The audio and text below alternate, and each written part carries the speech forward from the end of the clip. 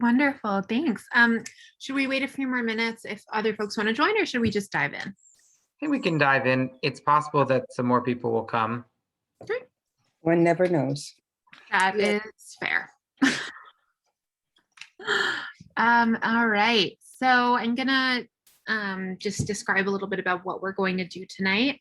We're gonna recap what we talked about last time. So if it is something you don't remember, no worries. We're gonna go over mikvah very quickly, and then we're going to spend some time on immersion, on the blessings, one might say, on some of Mayyim Hayyim's immersion ceremonies that have been created specifically for modern day contemporary reasons.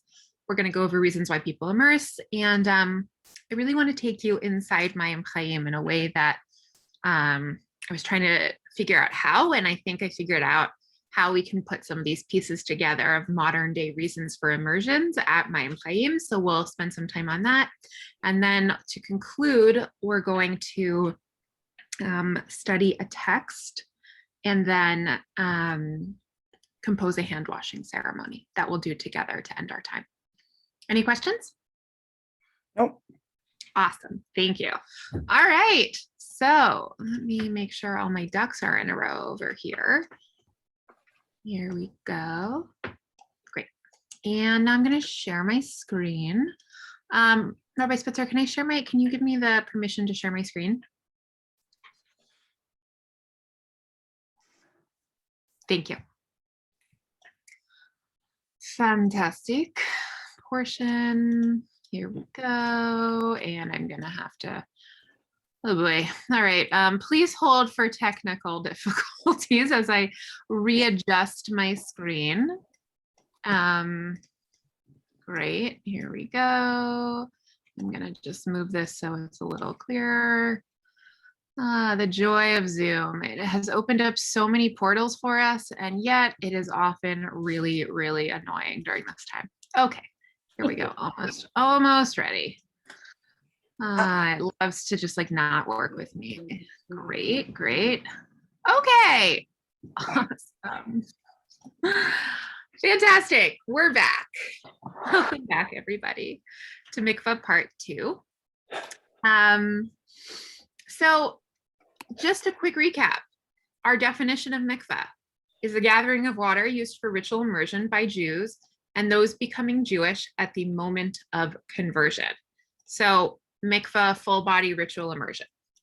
Source of mikvah, ach ma'ayanu bor mikveh mayim yihiyeh tahor, the idea of a spring or a pit with Mayyim Hayyim, with living waters. So you can have a natural flowing source of water like an ocean, a river, or a lake. Or you could have a mikvah inside where the water is might come from a faucet, and then we bring in a source of Mayyim Hayyim, of living water. And at Mayyim Hayyim, and at our mikvah in Mayyim Hayyim, you literally turn the handle and the water will come in, the process of hashakah, causing to kiss, and then the whole mikvah is considered a kosher mikvah, a mikvah fit for ritual use. So when we left off, we were talking about a person inside the mikvah and what blessings they might say, the different reasons they might be there. And I brought some blessings, some brachot that a person might say.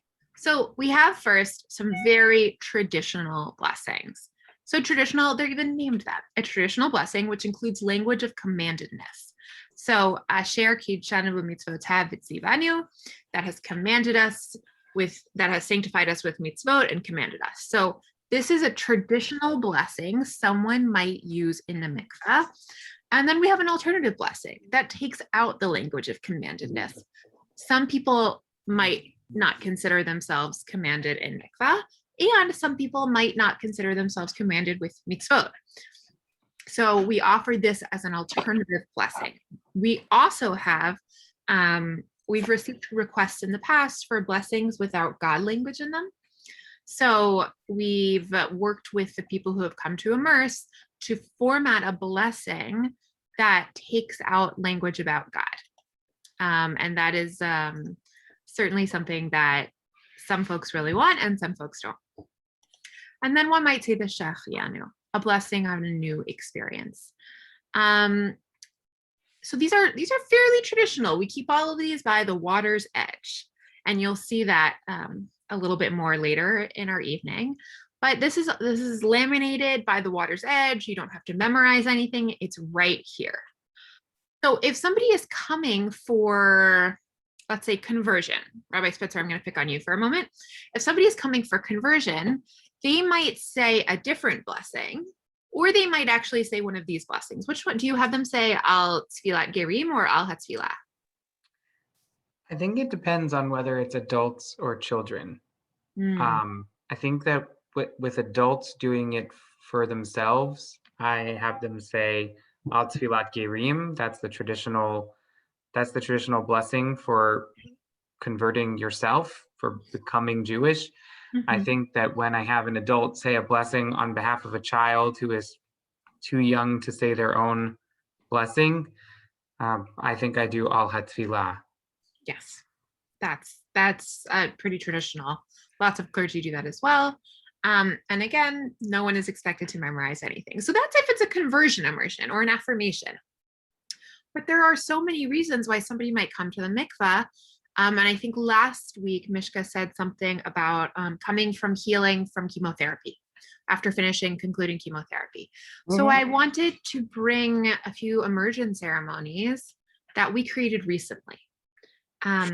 This one specifically, we created during COVID upon rejoining community.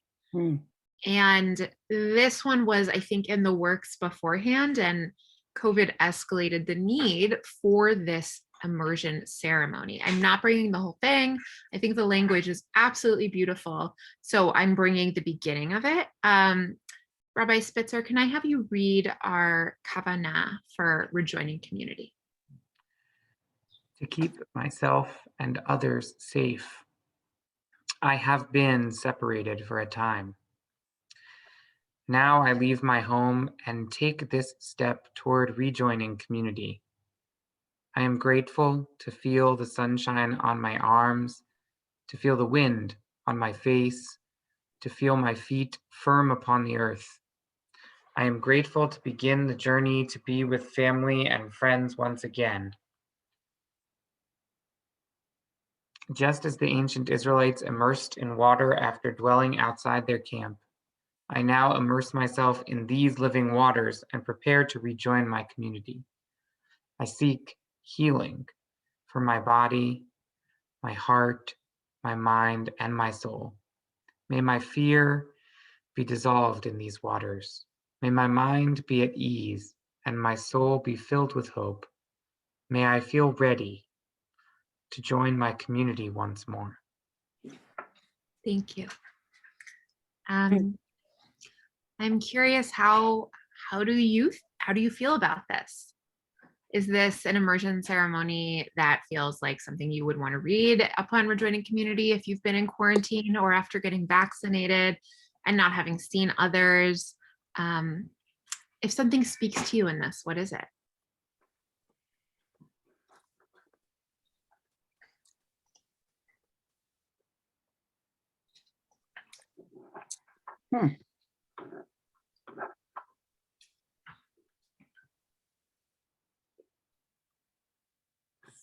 It seems very, there's a lot of mindfulness. Yes, it's a fantastic word, Henry. Mindfulness. A lot of the ritual of mikvah is about mindfulness, is about the kavanah, the intention that we bring to it. Absolutely. Does anyone else have a fact that they want to share? I certainly like the idea. And I like a lot of the words. Somehow or other, though, I'm feeling, and I can't begin to verbalize what that might be, like something is a little missing in it. I don't know what. Yeah, I think that's fair when I'm only bringing a piece of it. So I wonder what it might be like to read it as a whole and to then reflect on it in that way. But absolutely, that can still be true. It can still feel like something's missing, even if you were to read the whole thing. And to reflect Rabbi Spitzer, people who are feeling hesitant about rejoining community, that's that's really true. I mean, the CDC today just said people don't need to wear masks outside or inside, depending on vaccination. And I don't know about you, but that's really scary for me. And mikvah could be a way to help prepare myself for that moment. It's a massive transition when we're walking around. I'm walking around in Cambridge. There's always somebody near me. And I live in a very densely populated area. To take off a mask is to rejoin the community in a way that we haven't in over a year. And we have plenty. Did somebody just unmute and try and say something? I apologize if I spoke over you. Yeah. Oh, Andy, please. I Yeah. apologize. Yeah, I just find this odd that Mhm. you're wanting to rejoin the community, and yet you're doing a very private, individualistic activity. What a great point. Yes. Mhm. Yes, absolutely. 100%, Andy. Thank you. So I just And want I to. apologize. I'm finishing dinner and cleaning up Oh. dishes, so that's why I'm shutting my video off. Okay. No worries. You are all encouraged to be your full selves, including people who eat, who do dishes, who have pets and other creatures. So Andy brings up a fabulous point. This is a really intimate, personal ritual. We talked a lot last time about how you might be witnessed, you might not be witnessed, but really you're doing this alone. And doing this alone in order to go and feel like you're part of a bigger whole. So, I have some answers in response, but I'm curious, is there something that can happen in an individual ceremony or experience that can allow them to be part of a community? I'm not sure I'm quite getting your question. Great. So I'm thinking about individual experiences we have that happen just to us that either move us towards something new in our lives and allow us to be a part of a community. Some of them might just happen to our bodies. I'm thinking about Brit Mila, actually, as that happens to one person in that moment, and the whole community is around them. But it's only happening to one person. We don't do like a group Brit Mila. We don't do it's really about that one person. And we talked last week about how mikvah can also have people waiting outside. There might be people waiting outside of the room for you to immerse. They might be singing to you. They might be just holding that space and waiting. So again, there's that model a little bit of a collective experience that's happening to one person. I guess that is what the fear factor is. Yeah. That people are just afraid, and yet there may be that everybody is afraid. Yeah. I guess I have to say I've not been afraid, so I don't necessarily identify with that as closely as others. Yeah. Yeah, as Rabbi Spitzer said, the fear and anxiety could be individual fear and anxiety per person, where we all hold it differently. Mm-hmm. So Andy's question of this really individual experience in order to go and be a part of a collective, I think is actually an extremely Jewish one. In that, if we think about the high holidays, we each have to do our own teshuvah. We each have to do our own repentance. But we do that collectively and we do it individually. I might pray at home. I might pray with my community. I might pray with my community while I'm at home over Zoom. But I still have to do that work internally. It doesn't happen without me doing it. And I think mikvah is a physical manifestation of that work, of trying to transition ourselves to a new place. The same way that hearing the shofar on Rosh Hashanah brings us into a different state. So that's my hypothesis. That's my response to Andy. But I'm happy to hear disagreements or other voices chime in on that. I think it's really individual because it's really individual. Mhm. That Yes, is to that's say, true too. like the end goal is to rejoin community for this particular immersion, Mhm. but it's an individual choice to rejoin community. Mhm. And so that first step, the step of going from not ready to rejoin the community to ready to rejoin the community, is a step that each individual has to take. And for some people, they might already be ready and not need this ritual. And for some people, they might be really struggling with readiness, and the ritual might help open their heart to this, or to just mark the bigness of what it feels like to do that. Now, our community has been having in-person Shabbat morning services for limited numbers since last August. Really? Yeah. So Wow. we did stop. We from March through August, we did not have in-person services, but then we restarted, and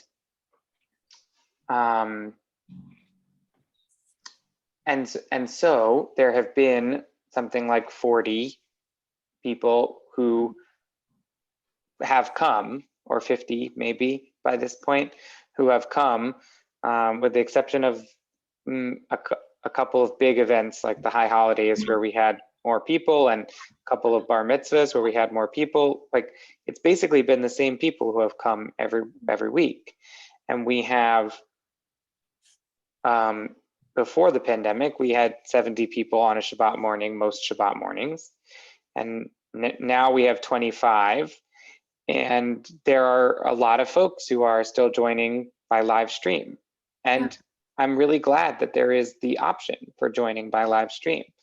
But I do wonder if for some folks, a ritual like this would really help. Yeah. And some of what we're going to do at the end is a reflection of that. I think the popularity of people coming to Mayyim Hayyim who have come explicitly because they've received their second COVID vaccination. And as a way of marking this massive transition of being able to say, in 2 weeks from that second vaccination, and they'll be able to take their mask off with loved ones and be around them and hug them, like that requires something in our bodies, I think, to mark a transition, to move us. I'm going to go to our next immersion ceremony. I'm really enjoying the richness of this discussion, and I welcome your pushback, your questions. I think that it enhances how I see this. And so, yes, Mishka's had a question. It just occurred to me that one of the things I'm uncomfortable with is the first line in the one read, the second paragraph. Just as the ancient Israelites immersed in water after dwelling outside their camp.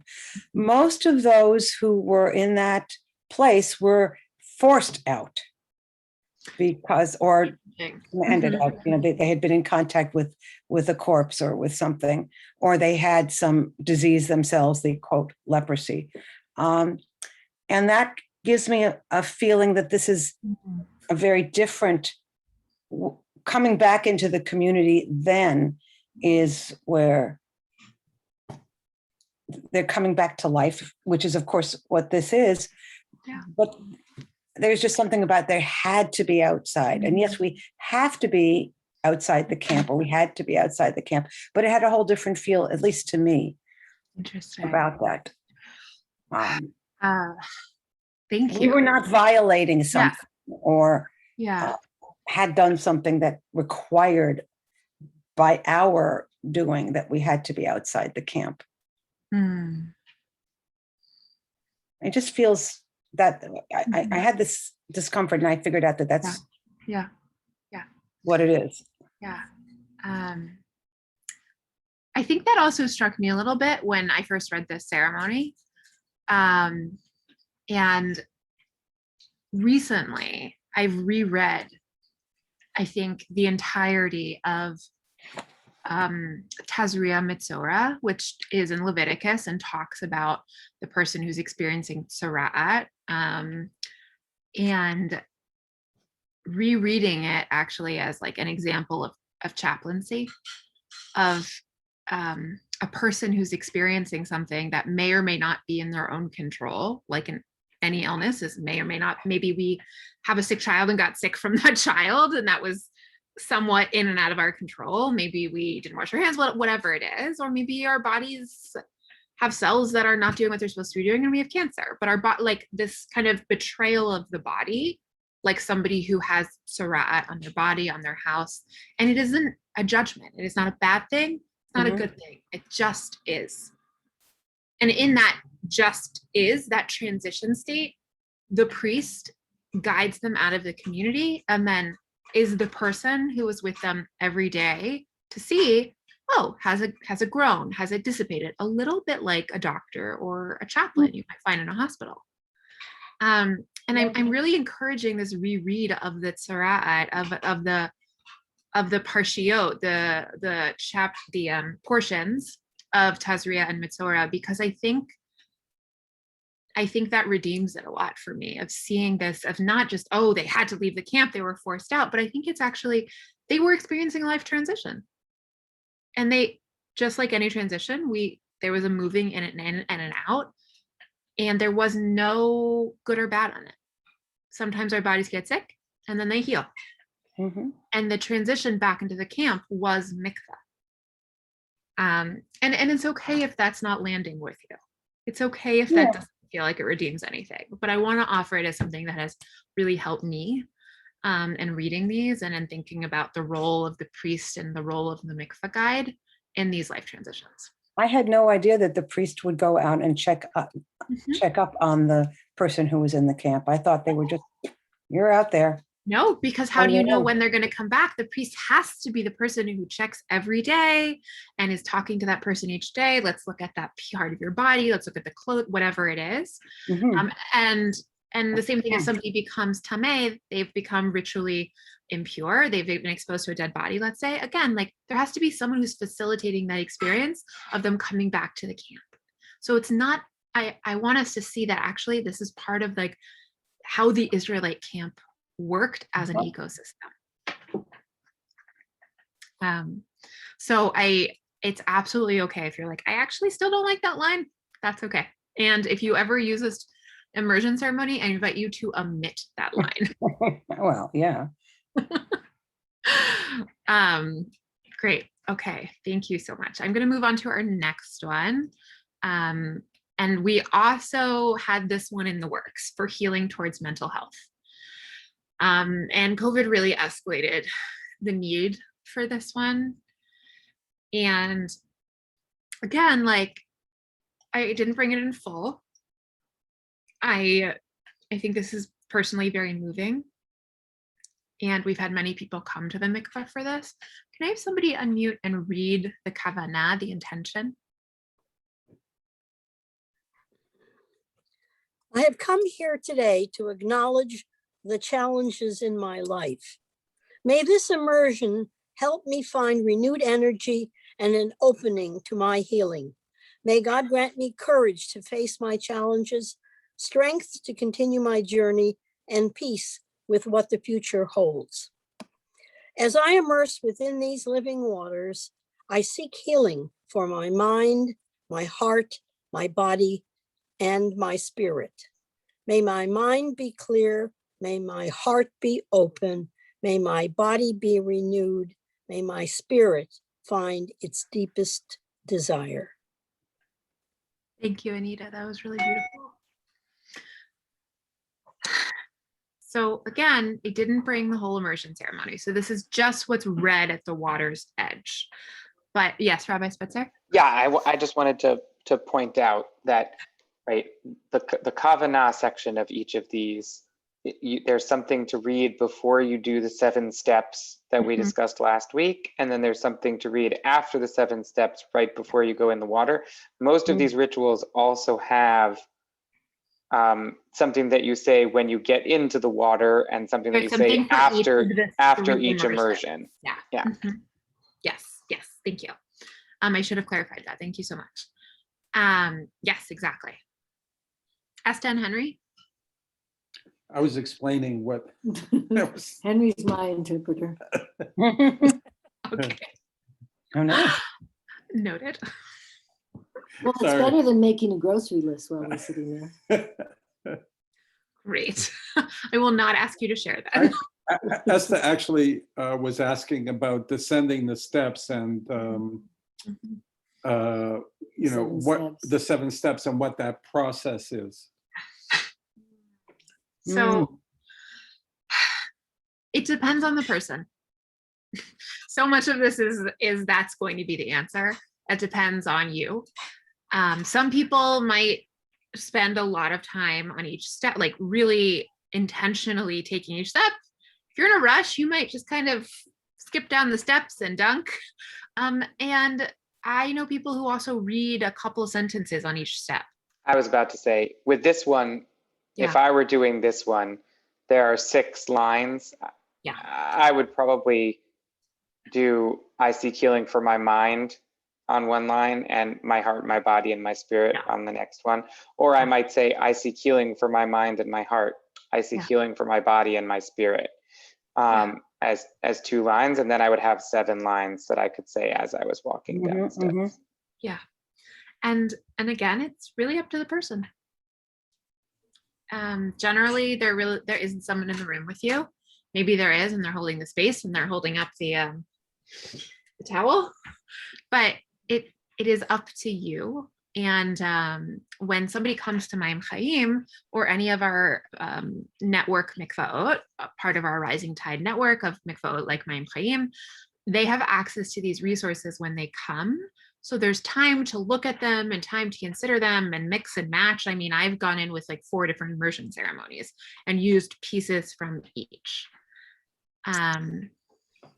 So yeah, those are I have to say, this is fabulous one for somebody in recovery. Yeah. And it could be recovery from anything, but specifically substance recovery. Yeah. Yeah. What makes you say that? What makes me say that? It's in my past life, I was a therapist, and these are perfectly the right things that somebody may want to say to have, you know, projecting their desires and what would help them stay clean. Yeah. Yeah, absolutely. Thank you. It's a really beautiful immersion. Yeah. I really love this one. And I also wanted to bring one that is much more general, because these are, yes, Henry, go ahead. So you said this is only a part. So we're making a big deal. As Rabbi just said, I would create 7 moments in that second paragraph. Well, how much more of it is there? There's 3 more, because a person will generally immerse 3 times. And so there's something to say for each of them. They're quite short though. Okay. The intention is actually the longest part. And I'm happy to send along one of this whole immersion ceremony after this program, so you can see it in full. Yeah. I have to say, I would think about saying that second section 3 times. Wow, that's really beautiful. That's really, really beautiful. Again, an amazing example of the way that every single person makes this their own, because I would have never thought about that. And just knowing that this is something that I look at, Mishka looks at, Esther and Henry, all of us are looking at it and having a very different experience with the words, and therefore with the ritual itself and how it might happen for us. But I would like to see the other parts of it. I will send this ritual on to Rabbi Spitzer after the program. Send them all. Anita, did you want to share something? No, Okay. not at this time. Great. So these are the ones that I've shared so far are extremely specific. They are for very specific moments, but we also have general ones because not all the time, people are not required to share why they're coming. So some people say, I prefer not to say, and that's fine. And so I might, as a mikvah guide, want to leave out a couple of options. I might want to leave out one called towards healing or in gratitude. And this is an extraordinarily general one that leaves a lot of space for a person to kind of fill in the blank for themselves. Can I have somebody unmute and read the Kavanah, please?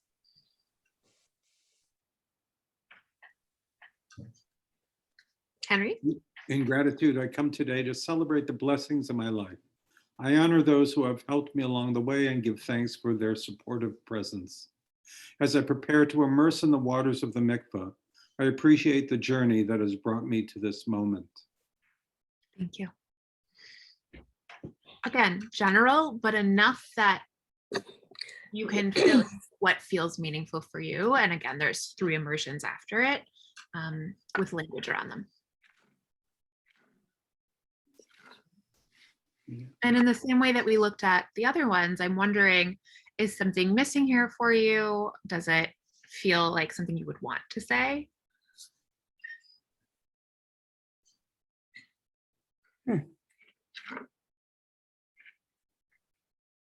Or is there a moment you can think of that you could have used this, that this would have been a really helpful thing to have? Well, I did mikveh at my just prior to my 40th, 50th, and 60th birthdays, and this is a very good birthday one. We also have immersion ceremonies for 40th, 50th, and 60th birthdays. Oh, I should have done a 70th, but there was COVID, so I'll get to it. But I think that's a really, really nice one. Mm-hmm. In many ways, I see these almost like El Mole when you go to the cemetery. Wow. Mm. How so, Henry? You know, you're asking to remember your family, and well, for that it's a little different because you give tzedakah. But here, it's sort of the same, to me, the same feeling about honoring and being supportive, and you know, the words that you have listed there. So I just thought that when I was reading this. That's a really beautiful comparison that I had not thought of, and I really, really like it. And both of them are, I think, evocative, and like there's something really like deep inside me that responds to El Maleh Rachamim when I hear it. In the same way when I'm standing at the edge of a mikveh, and I hadn't really put that together. So thank you.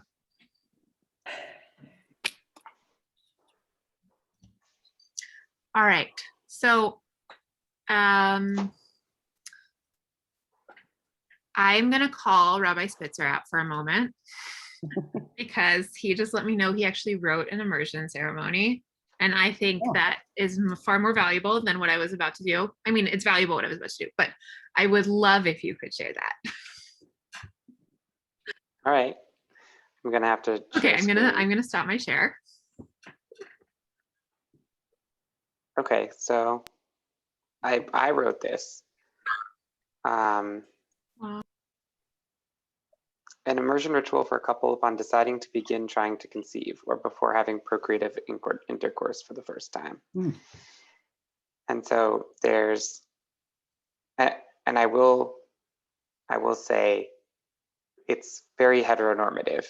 If I were to write it for public consumption, I would try to make some of the language be a little less like it's 2 straight people who are doing it. But it was for me, and I am straight. My wife is straight. We did it together.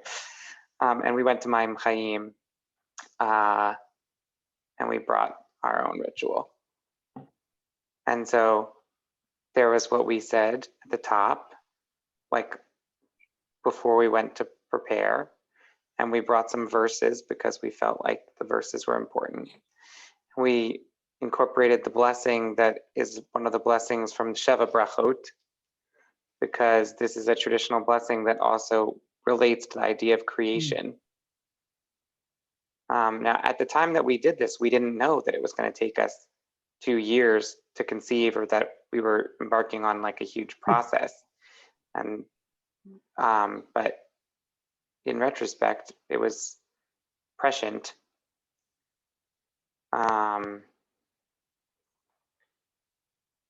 And so then some stuff about consciously making this shift and doing it with responsibility.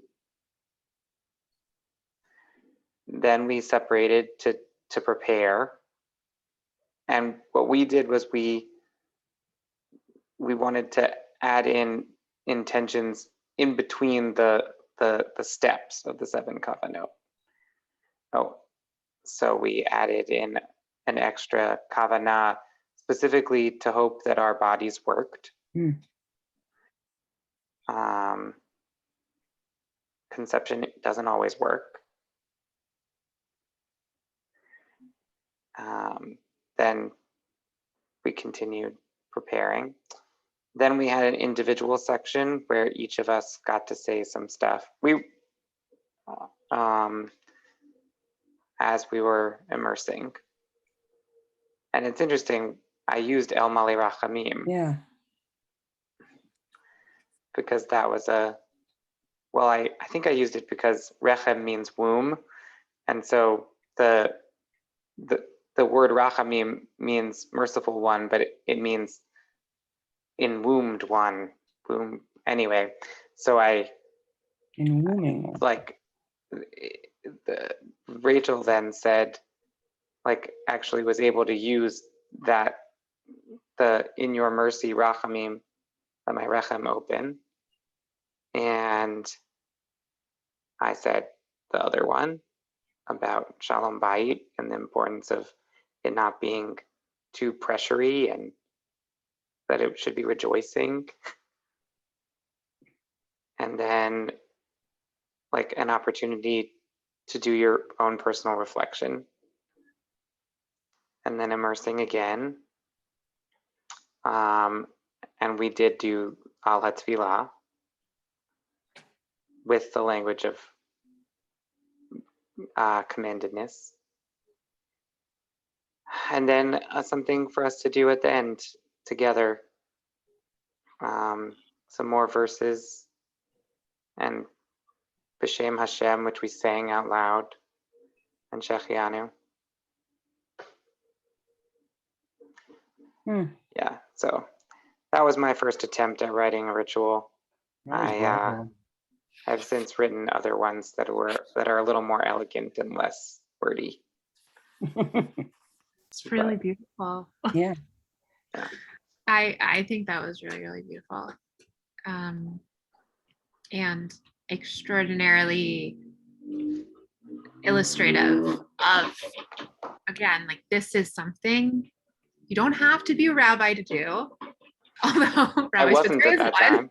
You don't have to be a rabbinical student. It really is for everyone. And I think that's a really lovely segue actually into our next piece,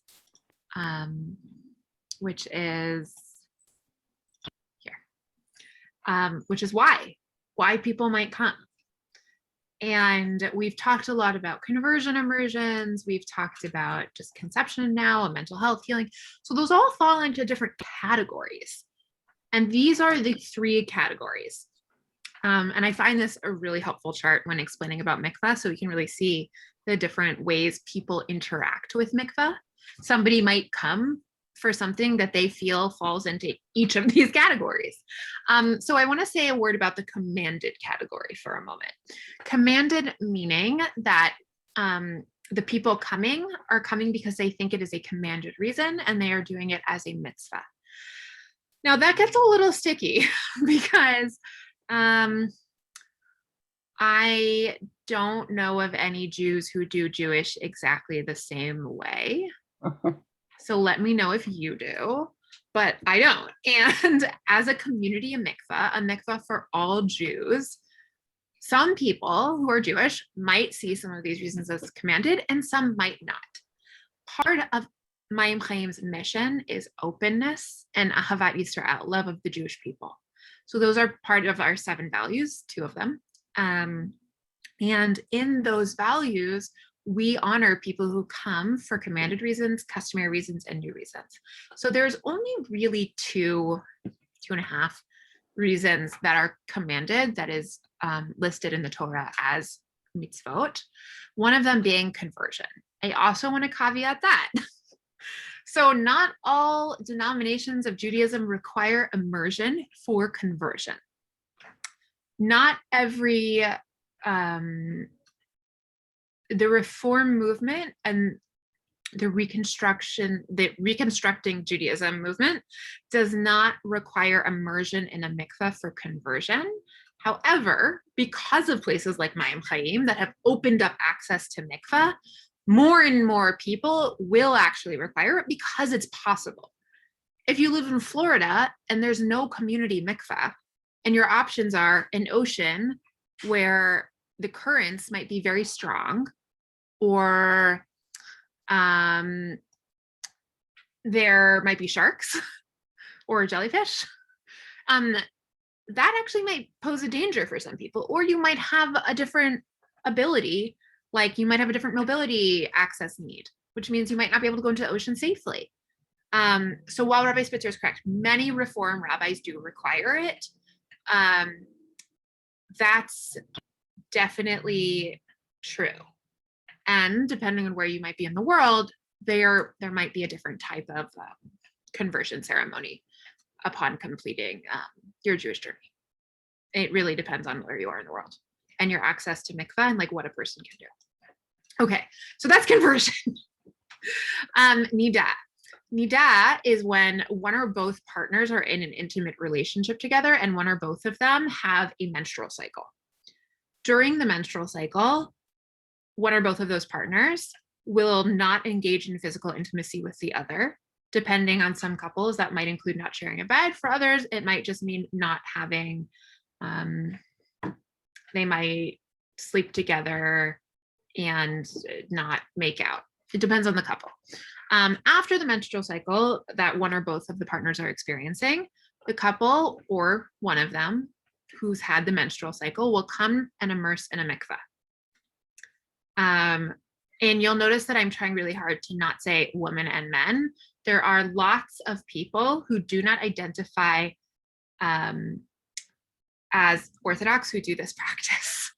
And there might be somebody who is a trans woman who has the practice of nidah. I know plenty of lesbian couples who have this practice in some capacity, even if their cycles don't line up. And then there are people who are in heteronormative relationships where both partners might come and immerse after the woman has finished her menstrual cycle. So really, this has shifted drastically over the past 20-something years because of places like Mayyim Hayyim, where people are not going to ask why you're here and then keep you out if you're there for a reason that's, I'm not married and I want to keep this and I want to do this mitzvah. So brides traditionally I don't know of anyone doing this outside of Orthodox spaces, but traditionally in Orthodox spaces, a bride's first immersion is for nidah.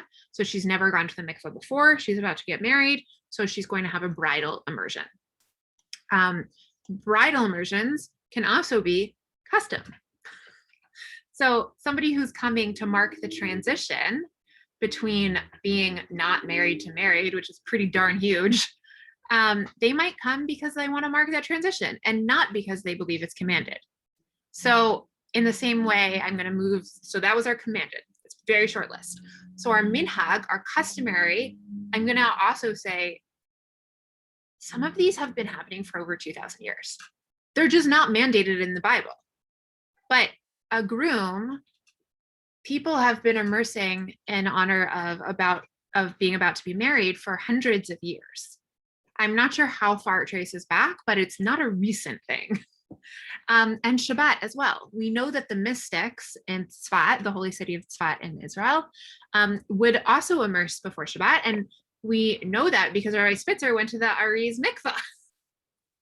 He went to the mikvah of one of the mystics. And so many people actually still have the tradition, the minhag, of immersing before prayer. So I know a man who was my chavruta, my learning partner when I was in Israel, and every single day at 5 a.m., he would go to the mikveh before prayer, which is just like true dedication. But he prayed every morning. So he went to the mikveh every morning. So that's a customary reason, not a reason that's ever been like codified, written down as a mitzvah in the Torah, but is ancient and really beautiful. Anita. Yeah, I want to say about Shabbat. The first year that we moved up here to Niskayuna to Schenectady, I took a ride into Saratoga Springs, and the Roosevelt Baths. As you come into town, there's the Roosevelt Baths, and this goes back to they are from the Depression era. They were all built in the Depression era, and the baths had fallen into disuse and began to be used again at some point, I think in the late 60s or 70s, maybe when the Saratoga Performing Arts Center was rehabbed.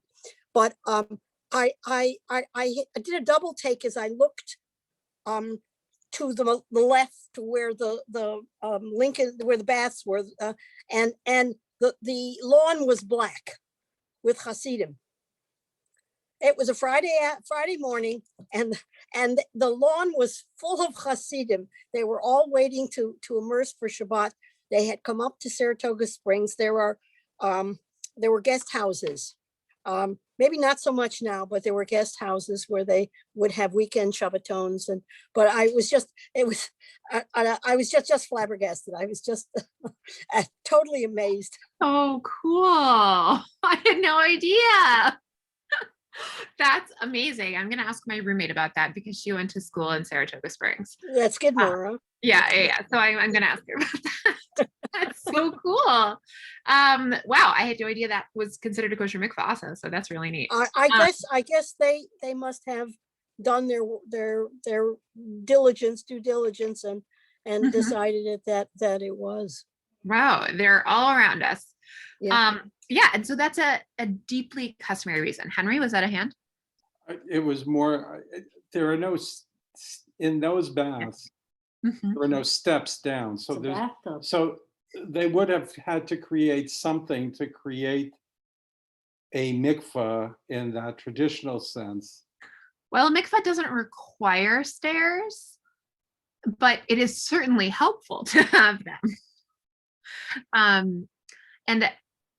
And interestingly, what Anita was referencing with like all of these Hasidim coming to immerse before Shabbat is not all the time, but there's absolutely a custom of people immersing together, of there actually being like a lot of people in the mikvah at once. I'd prefer not to do that. And at Mayyim Hayyim, we strongly encourage one person in the mikvah at a time. But it is not unusual in those settings to have lots of people in the mikvah at one time. I bet Rabbi Spitzer, if when you were at the Ari's mikvah, if you were there during the day, there would have been many people inside the mikvah. Yeah, so I mean, I've done it both ways, and like mikvah, I prefer it when it's private and very individual and everybody's privacy is protected. But there is also something powerful about, say, a group of men getting together on the evening before a wedding, like, you know, the groom and all of his groomsmen, and all doing it together. And I've also had that experience when I immersed before my ordination, the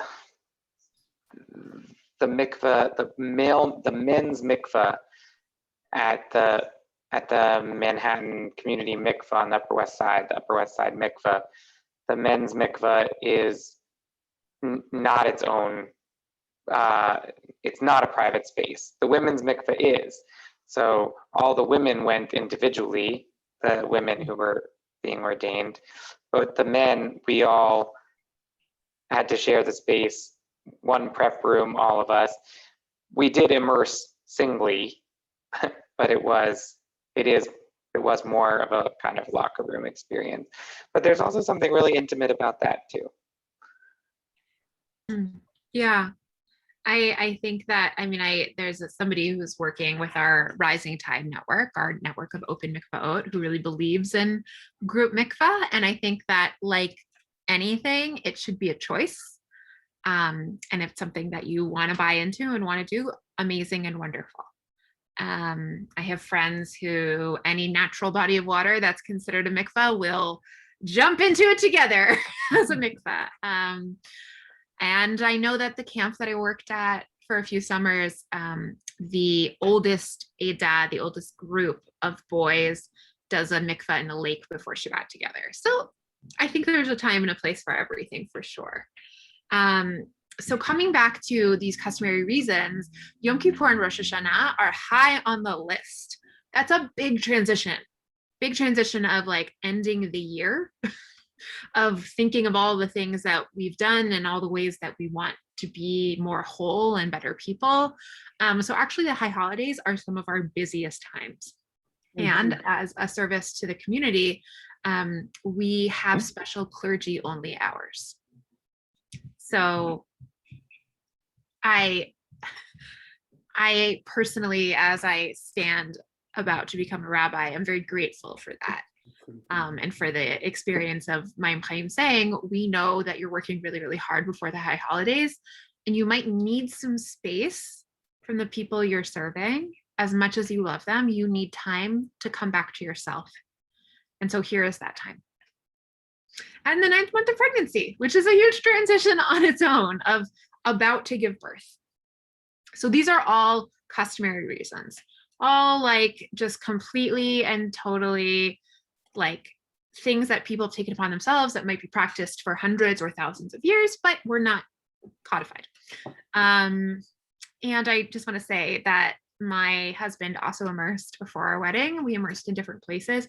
He went to the ocean in Connecticut, and I went to Mayyim Hayyim because I didn't really want to deal with public nudity. And he likes to immerse before Passover and tried to immerse at the mikveh in DC and missed his time slot. So he found a creek behind the mikveh in DC and used that instead. And so again, like, this is very DIY. You can decide how you want that ritual to happen for you. And then we have lots of new reasons, and new are reasons that people have come to the mikveh for reasons that they might have never done before in the past 2,000 years. So B'nai Mitzvah, we have both adult and child bar and bat mitzvah immersion ceremonies. I'm teaching a group in a senior center tomorrow that are getting ready for their adult B'nai Mitzvahs. And they're also going to immerse at Mayyim Hayyim. And so we have a special immersion ceremony for that. For divorce, that's a really huge transition. Birthdays, mornings, concluding morning, starting a new job, going off to college. These are all life transitions, and there are so many more. So are there some life transitions that you don't see in this list that we might want to include? Well, going to my experience of finishing treatment for cancer, or dealing with any illness or post-surgery. Yeah. Yeah. Or perhaps for some pre-surgery. There's a really beautiful blog post on Mayyim Hayyim's website. There's a rabbi in the Boston community that immersed at Mayyim Hayyim before his open heart surgery, and then immersed a year later. And his reflection of looking at his body and experience, and just, it's really beautiful. So absolutely. And we also have a healing guide that was created by people who have experienced cancer, caretakers, and I forget who else collaborated on it, but it's a whole cancer healing guide using mikvah as a resource. I would say moving Yeah. into or out of communities. Absolutely. Absolutely. Other thoughts folks have? Other life moments? I would think that maybe somebody who has to enter hospice and still has some physical capacity, Yeah. might want to do this for a last time as a transition, and as an acceptance. Yeah, that's really beautiful, Anita. Absolutely. It's a really powerful way to mark that transition. Yeah. Anyone else?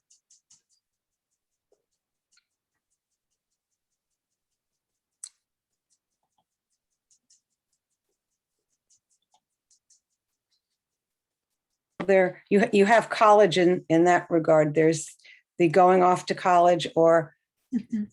parents sending off to college and facing that empty nest. Which is its own transition as well. Absolutely. Yes, as an adult transition. Yes. And I also want to say that a brand new reason is a few years ago, before COVID, we had a birthday party at the mikvah.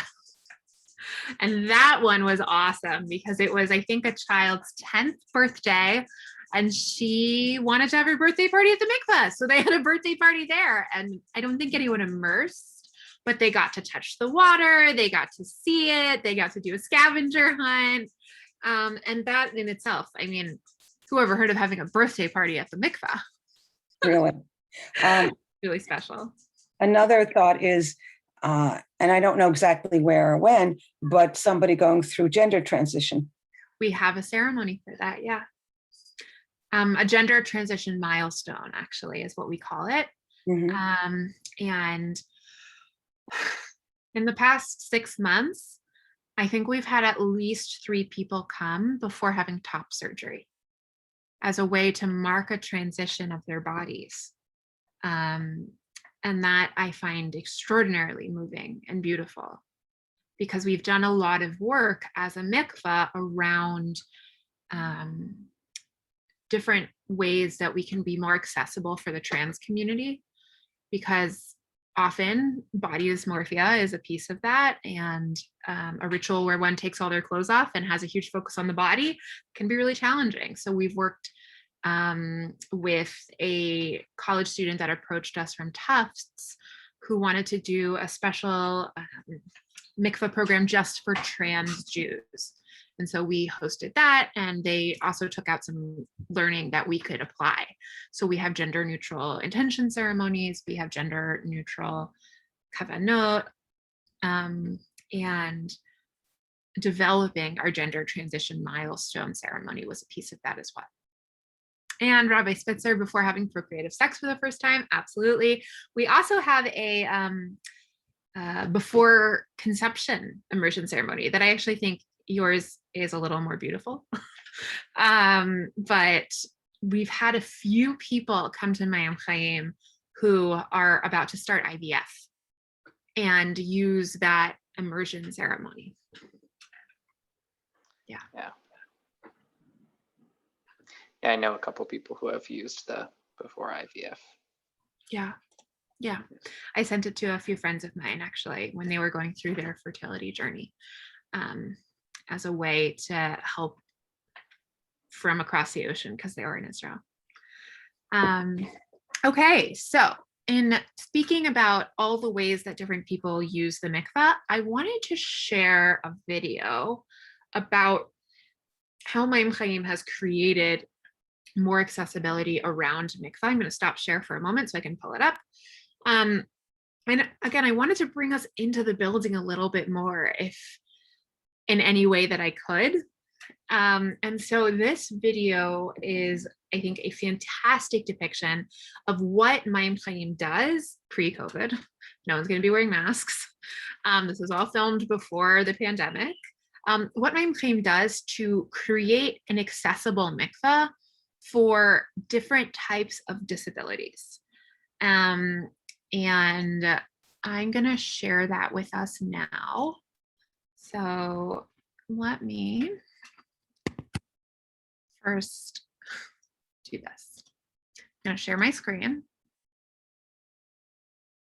Here we go. Share. Fantastic.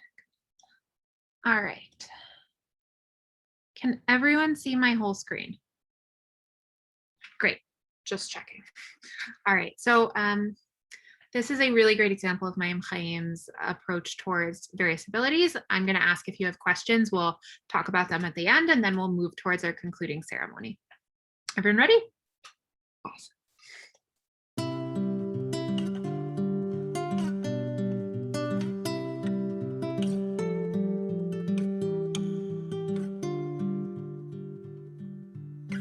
The whole reason Mayyim Hayyim was created was around access.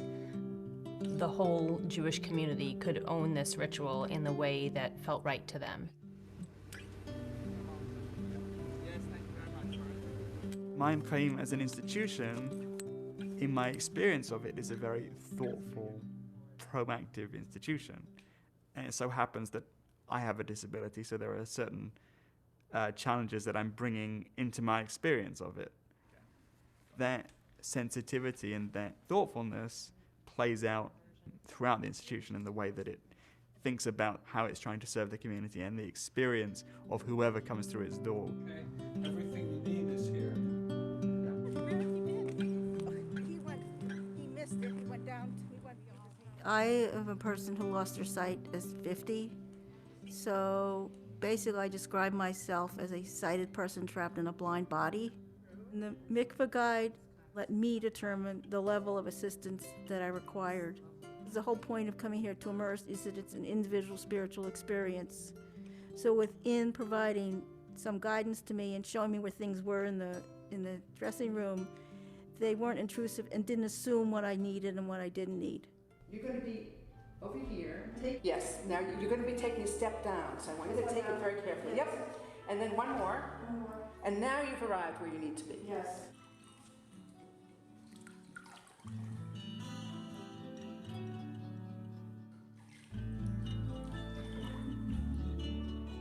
I think the guiding principles at Mayyim Hayyim, when we do learn to be a mikveh guide, is to really first and foremost listen, and to be able to respond to someone where they are and allow them to shape what this experience is going to be. Another of our overarching values is Ahavat Yisrael, which is the love of the Jewish people and honoring and cherishing our differences. And I think the most important thing about this is to take time. Okay. Don't rush.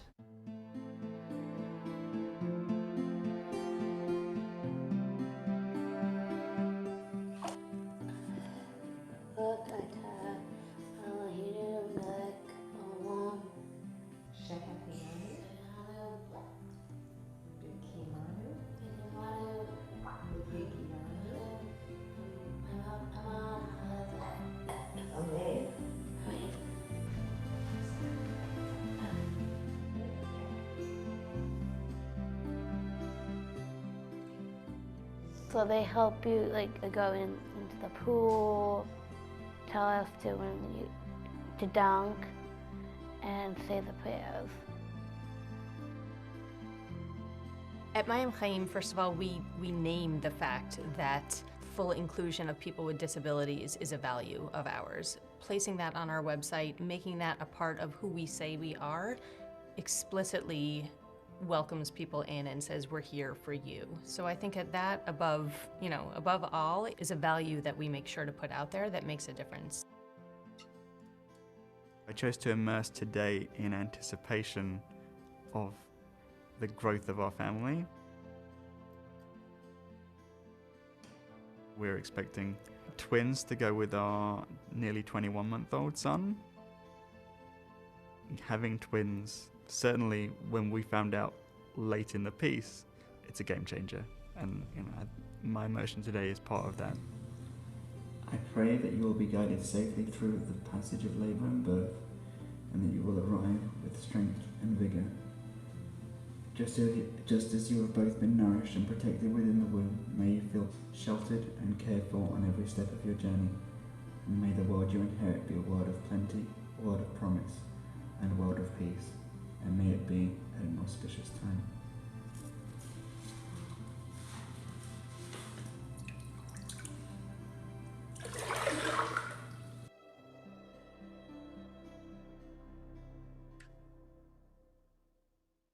The Ruderman Foundation was very excited to partner with Mayyim Hayyim because they already understand how to be inclusive through their mikveh, through all of their educational materials. It's very gratifying to work with an organization such as Mayyim Hayyim who understands this the same way that we do.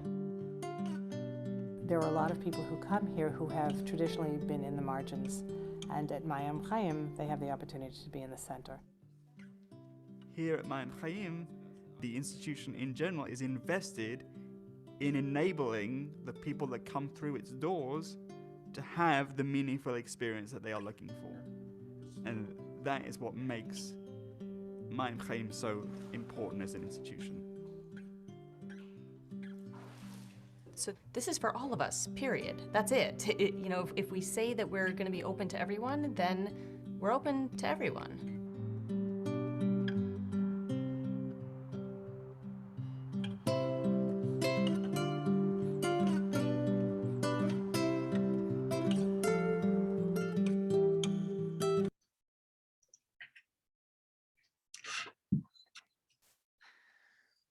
I really love that video. Any thoughts or reflections before we move towards our own mikveh moment?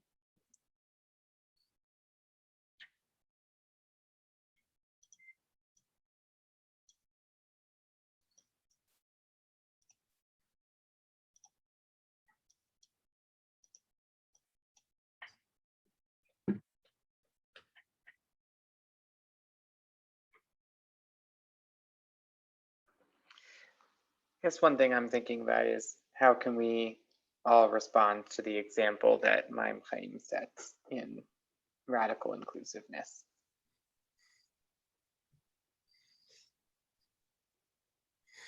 Yeah. And I want to also be clear that we're still working on it. Like it's not like we've done it, it's done. We never have to like keep like we're still in process. There's still more for us to be doing and working towards. And this is a really great example of how far we've come. And I love Mayyim Hayyim because it doesn't end there.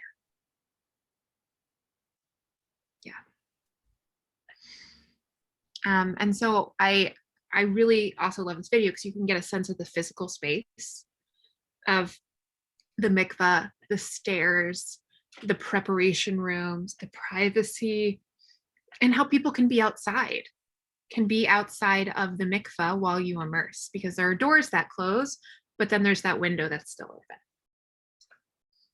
All right, any questions before we move to our final piece together? All right, so I'm going to share my screen again. Okay, great.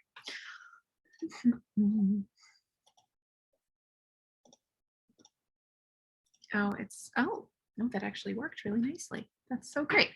Okay, so I'm actually going to lead us in a little bit of a journaling session. So if you are not a person who enjoys putting pen to paper, no problem. I'm going to invite you to think about these things. And if you are somebody that enjoys putting pen to paper, wonderful. You'll be able to spend some time doing this. So the prompts that I have this on the screen in front of us are things that might cause someone to come to the mikveh, because as I say to our 5th graders, no one is getting in the water, no one is taking their clothes off. We're going to do a hand washing ceremony instead. And we're going to use these prompts from our journaling as part of our hand washing ceremony. Does anyone have questions so far? No. Okay. So here's what's going to happen. I'm going to play some music for the next few moments and give everyone a chance to respond to each of these questions. Then, when I turn the music off, I'm going to take us to our next piece, which will include the pieces of gathering all the materials that we'll need. And so this is time now that you can go get a journal or a piece of paper or a pen, or just spend some time thinking as we do this. And I'll hang out here. You can feel free to turn your screen off when the music ends. That's when we'll come back together. And so now you have, I think, about 3 minutes, 3 whole minutes to be with your thoughts or to write in response. So we can use these in our hand washing ceremonies that we're about to do. Are we supposed to gather this material for washing our hands? You can do that after, when I turn the music off, because Okay. I'll explain what you need. And so no worries. Right now, I just want you to use the time for writing. And I'm going to do that as well. All right.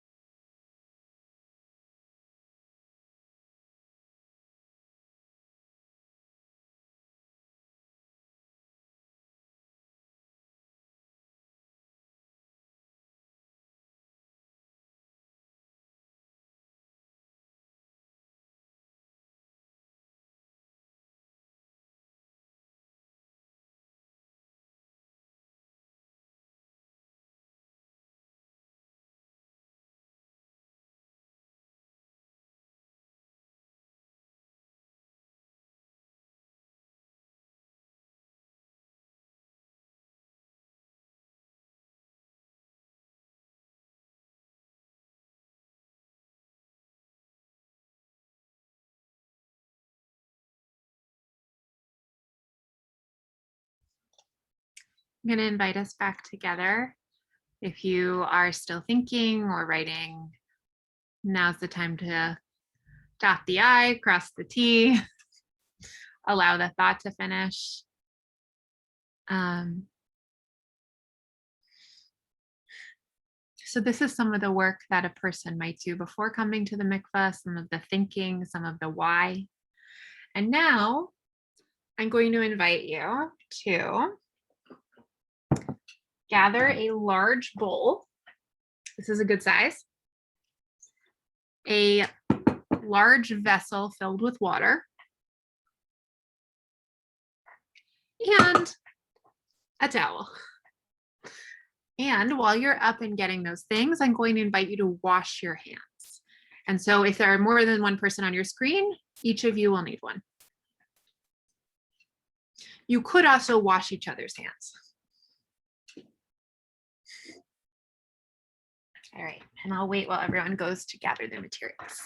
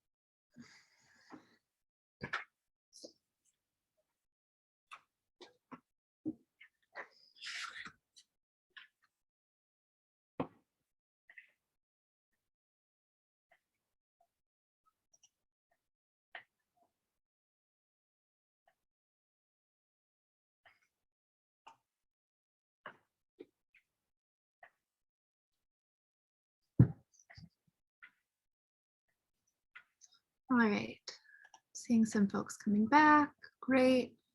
Some folks are still gathering, washing, that's fine.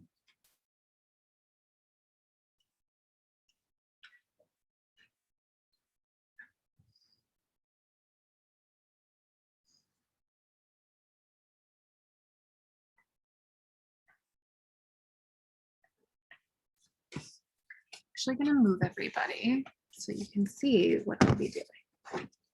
There we go, that's better. All right, once everybody's back on frame, we'll continue. Loving the different things people are using.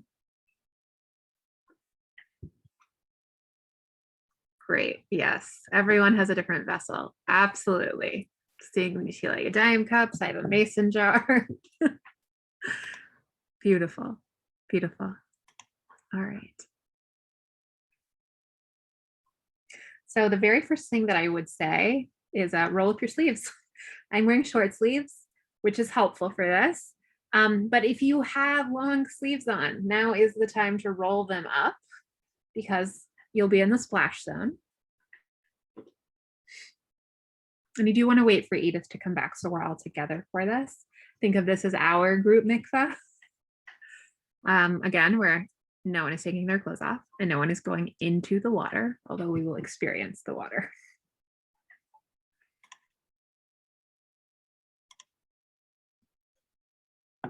All right.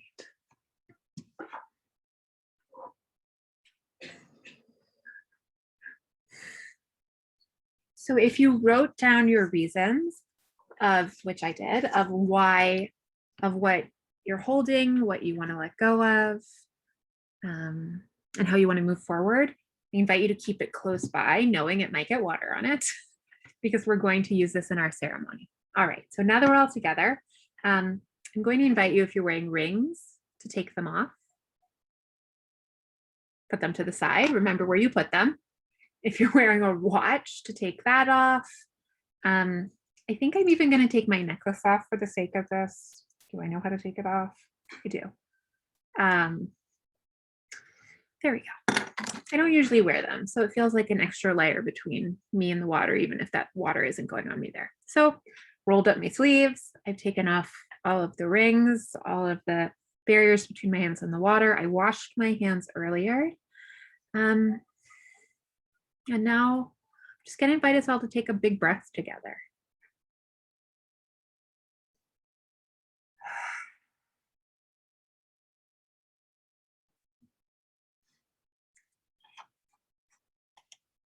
I'm going to guide us through this hand washing ceremony. I'm a mikvah guide, so in the way that I would guide for somebody who comes to the mikvah, I'm going to guide us through this ceremony.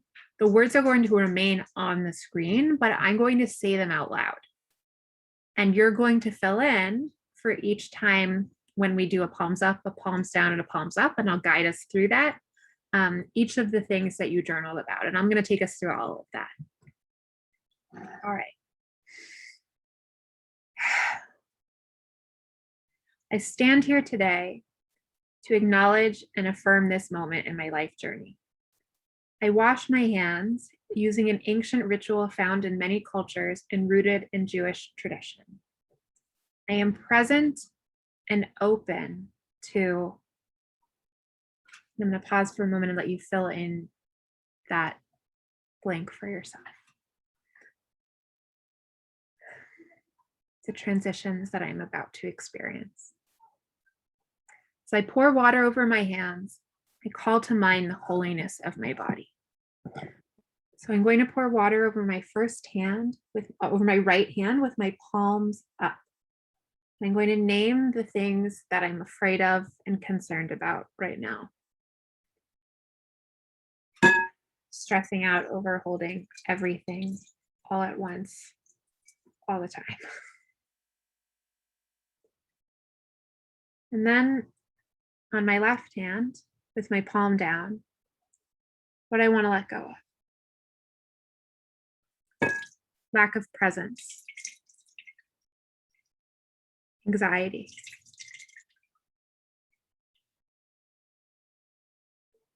Now with your palms up, And I encourage you to even open your fingers so the water can trickle through. How I want to move forward. Breathing more. And pour water over both of your open palms.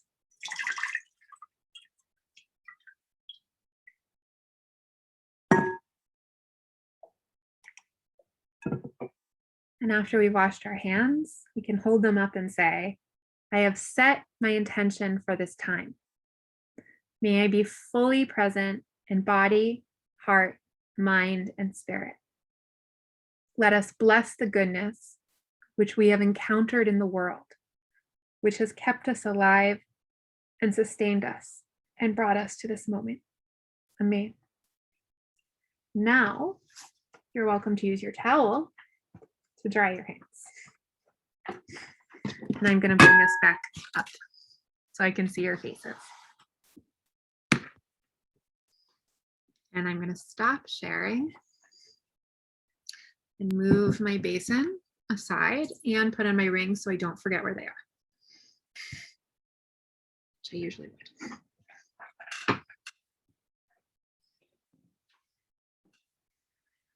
So wipe down the table a little bit. There.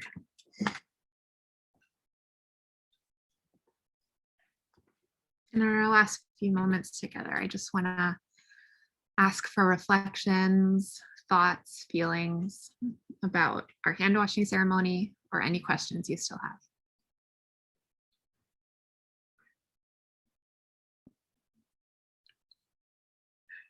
Henry?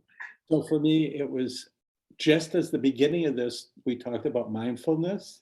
Yeah. And where you are in your own head. Mm. That sort of completed that. Yeah. Yeah, totally. Thank you. Was it a mindful experience for you? Yes. Oh, that's great. It's a lovely ritual, and if we can't get to a mikveh, it may be something we might want to do prior to Shabbat. Absolutely. As we enter into Shabbat, to leave the week behind and all that weighs upon us. That's a really beautiful idea. Excuse me, sorry, my cat was about to jump in front of the screen. Yeah, I think about the moment before washing on bread also as a moment of mindfulness that we can use. But I think that I almost prefer the moment, like before lighting candles even, of washing my hands and letting go of the week in order to start something new. Yeah. It's really beautiful. Would you send that to Yes, I can send that. I can absolutely. That he can share it with us. Yeah. And if I don't, Rabbi Spitzer, please remind me, or somebody else remind Rabbi Spitzer. I empower you to bother him. Oh no, Dee Dee. Sorry, my cat just jumped on my keyboard. Apologize. Yes, I empower you to remind me or Rabbi Spitzer to send it to you. Yeah. I found this. First of all, thank you. I wasn't here last week, so I'm a latecomer to the game, and I caught up. I found the video to be very informative and get me caught up on things.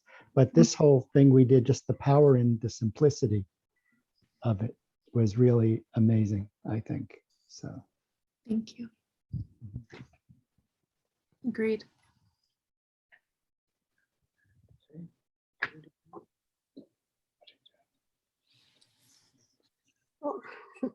Could introduce these cats. This is Dee Dee.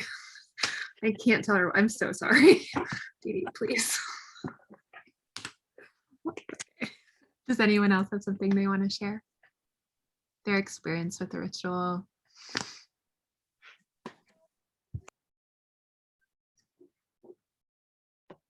It makes me think about how at Pesach we do the two kinds of hand washing. Mm-hmm. And don't ever really spend any time thinking about what we're doing, except we're supposed to be doing it. Kind of the same thing of, washing hands before having bread, which has has its special meanings as well. But at Pesach, when we're coming out of slavery, this may be something to pay more attention to. Wow. Yeah, I completely agree. I hadn't thought about that. And that, like, when I go to my best friend's Seder, and we have the tradition for the past 10 years of us having Seder together, in her family, people wash your hands for you. Right. And that actually feels like an extremely mindful moment to have with another person. It's intimate as well. It's like a witnessing. Yeah, it's really beautiful. Yeah. We do the same thing, but it still doesn't have that kind of impact that says this is transition. Yes. This is Absolutely. transition. Absolutely. Anyone else want to share who hasn't been able to share yet tonight?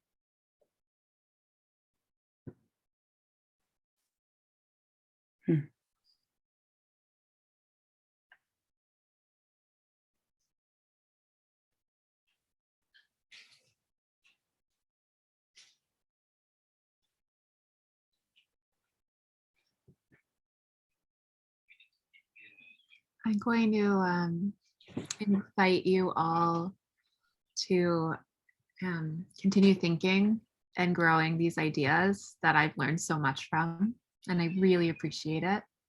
I will be sending Rabbi Spitzer the hand washing ceremony and a few other ceremonies as well, and a survey that I really hope you fill out because they're very helpful for us. And I just want to say a very big thank you, Toda Rabba, to all of you for allowing me into your homes and for participating in a ritual. And it's extraordinarily meaningful to have been able to learn from each of you. Thank you. Thank you so much, Amalia. I really appreciate it. I want to challenge everybody to think about the way that mikveh might be something that you can make a part of your spiritual practice, even if you just try it once. While we do have a local mikveh in Albany, and the use of that mikveh is somewhat restricted, but if you get in touch with me with enough time, I may be able to, in fact, arrange for you to be able to visit the mikveh, maybe even for other reasons than conversion. We'll have to see. Certainly, I think it is worth it to drive the 2 hours and 45 minutes to Newton to visit Mayyim Hayyim at some point, especially if you have family or another reason to visit Boston. I just want to say that Mayyim Hayyim has recently announced that they are going national, and not just in the Rising Tide network of community mikvahot, but also as an organization themselves to be doing more educational programming and more spiritual connecting with people, and doing this kind of program, which is exactly, I think, living into that vision. And so I appreciate that we're able to help to kickstart that expansiveness. And it's one of the wonderful things about meeting on Zoom is that we can meet as if in Boston. Last week, I invited us as a way of closing to count the Omer, and we are very close to the opportunity of receiving Torah. My own journaling and reflection was about preparing myself to receive Torah at Shavuot, and the things that I need to let go of to be able to receive that Torah, and how to be able to be a conduit for Torah for you, and in my role as rabbi. And so I think it would be fitting for us to also close in that way this evening. Just thank you so much, Amalia, and just a huge amount of gratitude. It's my pleasure.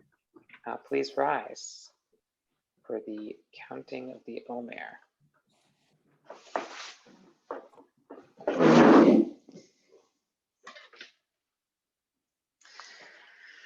Baruch atah Adonai Eloheinu melech haolam asher kitshanu b'mitzvotav v'tzivanu al sfirat haomer.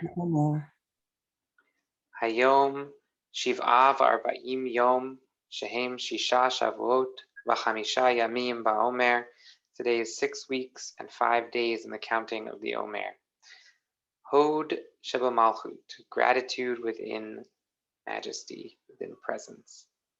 When Moses says, "Who am I that I should go to Pharaoh?" God answers not by telling Moses who he is, but by telling him who God is, saying, "I will be with you. I will be with you."